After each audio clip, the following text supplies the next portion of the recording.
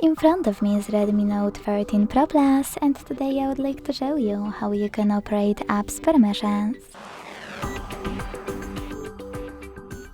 Begin by launching Settings and scrolling all the way down to hit Privacy. Now tap on Permission Manager and select one of your device's features to manage.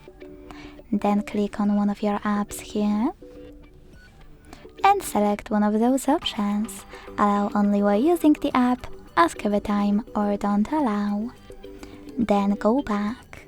You can also select See All Permissions at the bottom and manage all of those only for chosen app the same way. Thanks so much for watching. If you enjoyed this video, don't forget to leave a like, comment and subscribe. Bye!